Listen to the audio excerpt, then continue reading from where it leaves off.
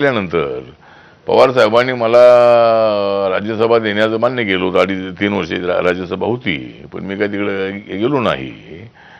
पण जर मला कदाचित उद्धवजींनी राज्यसभा दिली असती तर मी तिकडं कदाचित मला जावं लागलं असतं.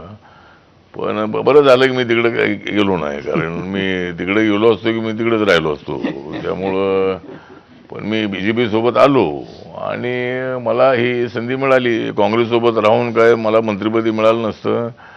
आणि UPAच्या काळामध्ये एक आठवण करून देतो की 2099 मध्ये मी पंढरपूरमध्ये निवडून आलो.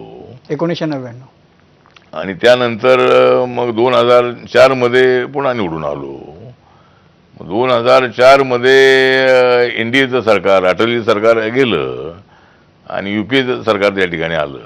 मग त्यावेळेला मला शरद पवारांच्या रखबगंज रोडवरच्या बंगल्यावर मला बोलवलं आणि त्यावेळेला प्रणव मुखर्जी, त्यानंतर अहमद पटेल आणि पवार साहेब आणि मला समजावून सांगितलं की रामदासजी, तुम्हाला मंत्रिपद द्यायचं होतं, पण तुम्ही एकटेच आहात. बोललो आता मी एकटाच आहे तर तुम्ही मला ज्या जागा देत नाही तर मी एकटाच राहणार आहे. मला तुम्ही ज्या जागा देत नाही आणि मग आता काय तुम्हाला मंत्रिपद मिळणार नाही, ज्यावेळेला विस्तार होईल त्यावेळेला तुम्हाला आम्ही मंत्री करू, असं त्यांनी मला सांगितलं. आणि पहिल्या टप्प्यात काय मंत्री मला काय केलं नाही. पवार साहेबांचे 9 लोक निवडून आले होते. त्यांनी पवार साहेब, प्रफुल्ल पटेल आणि चंद्रकांता पाटील या तिघे मंत्री झाले. तर मग नंतर विस्तार काय तर झालाच नाही. आणि मग नंतर विस्ताराच्या वेळेला तर मला मंत्री केलंच नाही. त्यावेळेला काँग्रेसची भूमिका अशी होती की तुम्हाला मंत्री करण्याची जबाबदारी पवार साहेबांची आहे, तुम्ही त्यांच्यासोबत होतात.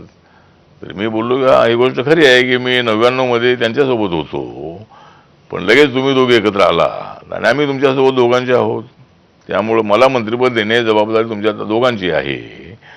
तर मला काही त्यावेळेला मंत्रिपद मिळालं नाही. मंत्रिपदाचा विषय नाही आहे, परंतु जर आमच्या मतामुळे जर आपल्याला सत्ता मिळते तर मग आम्हाला त्याचा काय सहभाग मिळाला पाहिजे. तर